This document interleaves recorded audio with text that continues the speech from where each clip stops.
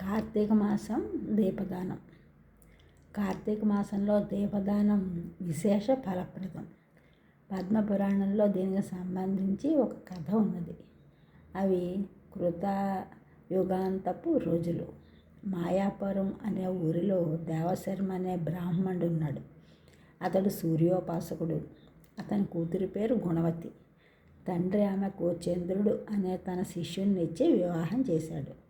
దేవశర్మకు పుత్ర సంతానం లేని కారణంగా అల్లుని ఇల్లరికంగా తెచ్చుకున్నాడు.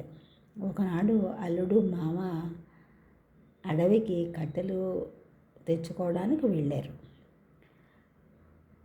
అడవిలో ఒక రాక్షసుడు వాళ్ళని చంపాడు. సూర్యోపాసన కారణంగా దేవశర్మకు అతని అల్లునికి స్వర్గలోకం ప్రాప్తి కలిగింది.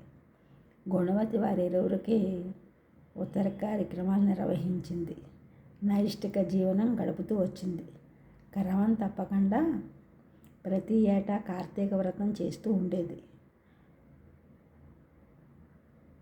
ముఖ్యంగా ఆ వ్రతాంతర్గతమైన దీపదానాన్ని ఆమె మిక్కిలి శ్రద్ధతో చేస్తూ ఉండేది.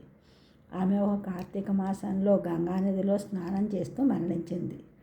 కార్తీక వ్రతాచరణ పుణ్యం వలన ఆమె విమానంలో దివ్యలోకానికి వెళ్ళింది. తమ వైకుంఠానికి దివ్య విమానంలో వచ్చిన గుణవతిని చూడడంతోనే విష్ణుమూర్తి, లక్ష్మీదేవి చాలా సంతోషించారు. ఆ సందర్భంలో బ్రహ్మ వారిని ప్రార్థించాడు.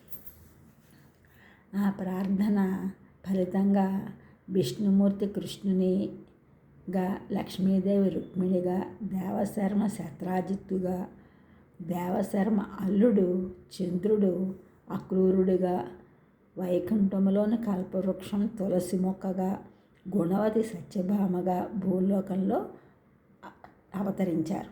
లోగడ మానవాంగనగా ఉన్నప్పుడు దీపదానం వలన కార్తీక వ్రతం ఆచరించిన ఫలితంగా ఈ జన్మలో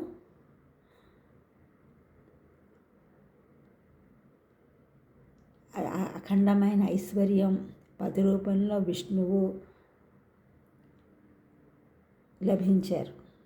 కార్తీక దీపదానం వలన విష్ణు అవతారమైన శ్రీకృష్ణుడు భర్తగా పొందడం జరిగింది.